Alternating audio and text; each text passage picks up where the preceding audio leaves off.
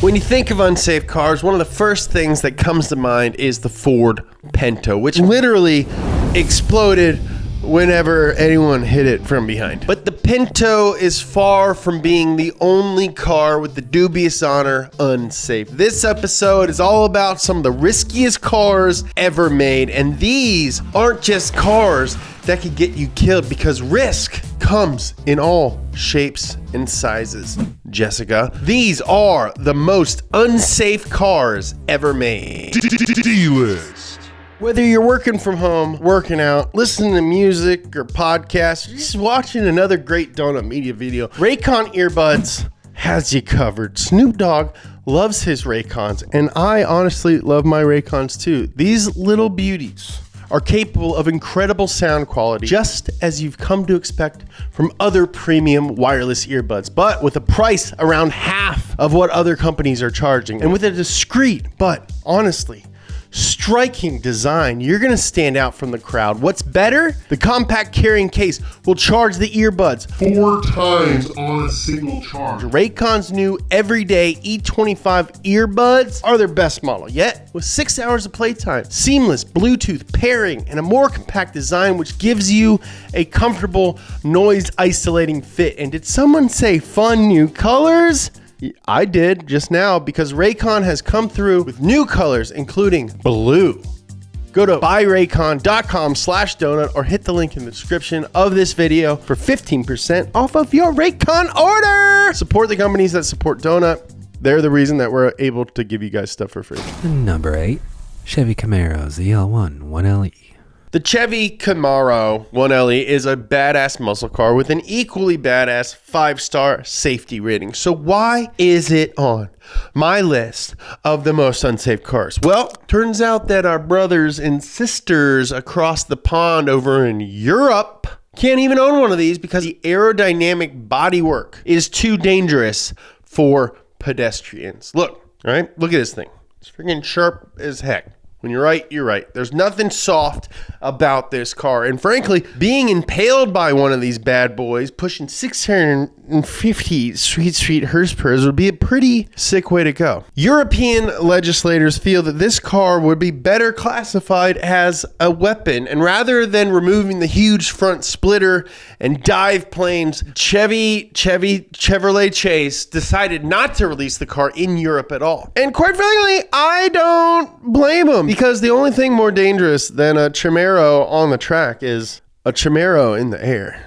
Number 7, Honda Civic. Now I know what you're saying. The Honda Civic is one of the safest cars on the road. So why is it on this list? Because the Civic is one of the most coveted cars on the black market, which means it's always at risk of being stolen. According to the National Insurance Crime Bureau, the Honda Civic was the #1 most stolen vehicle, according to their annual Hot Wheels report. We actually filmed an episode of Wheelhouse for this channel with a Civic hatchback, an EG, and it was stolen later that day. Thankfully, it was recovered a few hours later, but still. Part of the reason, at least for older models, is because they didn't have as many stock anti-theft features that we see in cars today. But what makes them especially attractive to car thieves is that they're easy to strip down and sell for individual parts, which is much less risky than trying to sell a whole stolen car. Every time I think about buying one of these cars, you gotta add to your budget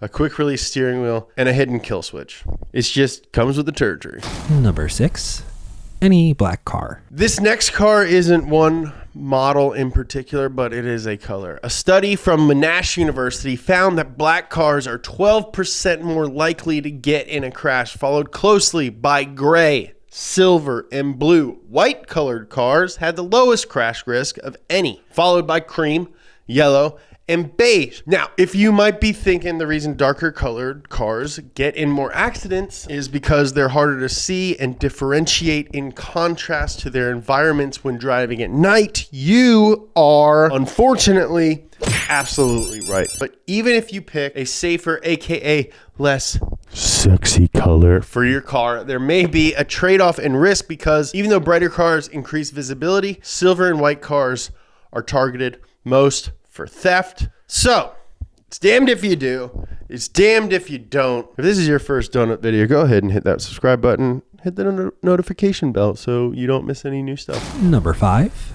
Hyundai Accent. According to the Insurance Institute for Highway Safety, the 2014 Hyundai Accent sedan was a tomb on wheels as it racked up the highest death rate of any car that year. That sounds more dramatic than it actually is because the car generally had decent safety ratings. But the total deaths per million registered vehicles clocks in at 104, over 3 times the average, which is 30. And although the 2014 Accent got stellar reviews for safety in 3 crash tests, where it missed the mark, however, is the side impact test and the small overlap front test. The test is designed to replicate what happens when the front left corner of a vehicle collides with another vehicle or an object like a tree or a utility pole. But if you weren't planning on carrying your front driver's side wheel in your lap, try to avoid running into things in your Hyundai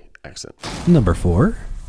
The Dodge Avenger. The 2008 Dodge Avenger was the replacement for everyone's uncle car, the Dodge Stratus. I drive a Dodge Stratus! The Avenger was also sold as the Chrysler Sebring and Chrysler 200, but they're all basically the same cars. But unfortunately, the Avenger and Chrysler 200 share another dubious distinction. They're tied for the highest driver death rate with 67 deaths per million registered vehicles for the 200 and 60 for the Avenger. For comparison, the overall death rate is around 30 per million vehicles. So this is like 4 times higher than the average. That's crazy. But who knows? Maybe you're saying, James, I'm a pretty metal dude who likes to drive an affordable mid-sized 4-door car. How bad can it be? Well, if this crash test footage is any indication, your face not only skids off the front airbag, but due to the side airbag deploying too late, your skull will bash through the window and bounce off the door frame, finally coming to a rest when the side airbag deploys and pins your face down against the window frame.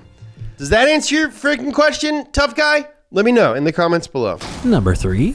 1992 Golf CL with a 5-cylinder engine swap. This car actually isn't very unsafe. I just wanted to talk about my own car and how cool I think it is. But the reason that it's unsafe is because it's so cool you might die. And yes, it is possible to die from being cool. Just ask Elvis or Lil Peep or Tupac. Number 2. Porsche 911. While the 911 safety ratings are fine, what's dangerous about this car is the damage it will do to your wallet. Porsche 911 will set you back a cool $20,000 over the course of 10 years in maintenance and repairs alone. According to yourmechanic.com, a brake pad and rotor replacement will run you over $3,100. But if we're talking about safety in the traditional sense, I gotta point out that the Porsche 930 did get the nickname the Widowmaker because the turbo came on so hard and it was so light and it was behind your head that it would snap oversteer is a real thing. Call your congressman, talk about it. Number 1. Chevy Corvette. The Corvette has always been a lot of power for someone entering the high-end sports car market, stereotypically associated with guys having their midlife crisis. But if you have a lack of experience driving a high-end sports car, you'll turn that midlife crisis into an end-life crisis. because the Corvette has the highest fatal accident rate of any sports car and almost any car, honestly, clocking in at 9.8 per billion vehicle miles. That's almost 4 times as many as the average for all vehicles. There's a couple of theories as to why, but one is that the Corvette tends to be the first high-end sports car that people with expendable cash flow tend to buy. And since they're not always the most experienced drivers, maybe they're trying to compensate for something, they tend to lose control of a car with that much power. The other explanation is that many luxury sports cars don't undergo crash safety tests and don't even have safety ratings at all, which makes sense if you think about it because you probably don't want to ram a $60,000 car into a bunch of metal barriers over and over again. That's a cool $1 million of muscle you're junking just to learn what we already know. These cars get destroyed when you ram into stuff at high speeds. More power, baby. Stickers. There's no better way to tell people how much more power you're dealing with than with a bunch of stickers that say Mo Power Baby. Barossa Mo Power Baby. Block Mo Power Baby. Oh, classic Mo Power Baby. Including my favorite one, Mo Power Baby on board, to let the world know that you have a child and they are strong and buff. Mo Power Baby! We're really excited about these stickers. They're available at donutmedia.com. Go get yourself some and subscribe to our mailing list so you don't miss any of the newest drops. Thank you guys so much for watching this episode of the D-List and everything else on Donut Media. If this is your first video, welcome aboard. You want to learn more about a list of cars? Check out this episode of Wheelhouse. Follow me on Instagram at James Pumphrey. Follow me on Twitter at James Pumphrey. Follow Donut Media on both of those at Donut Media. I love you.